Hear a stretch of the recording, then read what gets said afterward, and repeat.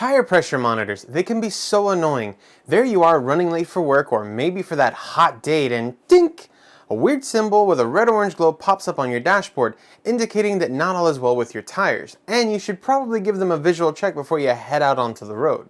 The TREAD Act, enacted in the fall of 2000, was passed by Congress in October and signed into law later that year by President Clinton, requiring that all new passenger vehicles sold in the US after September 1st, 2007 be equipped with a TPM system capable of alerting drivers of an underinflation event.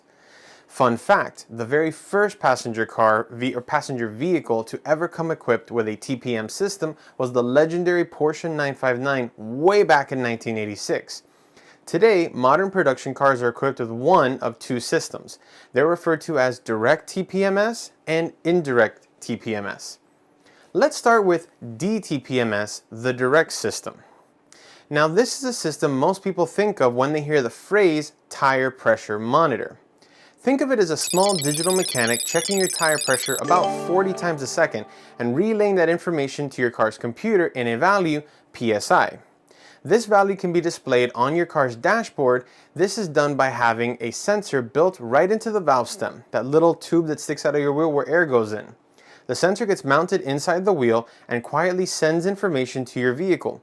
Each sensor is assigned to a specific corner, which means that if you're having 2 or more tires replaced at once or just having your tires rotated, the sensors need to go back on the correct corner for their assigned position in the car's computer. This helps avoid time-consuming recalibrations and resets, or worse, you might have to remember your back tires on the display are actually your front tires. This can be seen as a drawback of having a more accurate and active system. Speaking of systems, this is a great time for you to hit that like button for the famous YouTube algorithm. That's a system we definitely want to help stimulate into activation. Back to tire pressure monitors. So on the other hand, we have ITPMS or indirect systems. Indirect systems work a little differently. If you have a car equipped with an ITPMS, you may notice that there is no menu that displays your actual tire pressure. This is due to how the system works, where the direct system has an internal sensor that physically measures the pressure in each wheel.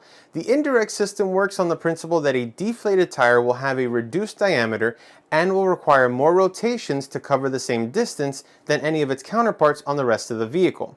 The vehicle does this through specific TPMS sensors as well as vehicle data from other onboard vehicle systems.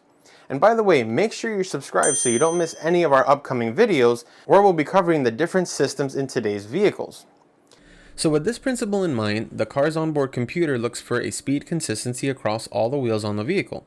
If it detects that one of the wheels begins to spin faster relative to the others, as an underinflated tire will do, in this case acting as a smaller wheel, the ITPMS can detect the difference as a physically smaller wheel would require more rotations to cover the same distance. The difference in wheel speed is detected as a potential underinflation event, and the vehicle can alert the driver via a warning light on the dashboard. While an indirect system won't display a tire pressure value on your screen, the ITPMS is regarded as the easier system to handle in terms of maintenance and service, since the system typically involves a simpler reset procedure between replacements and rotations.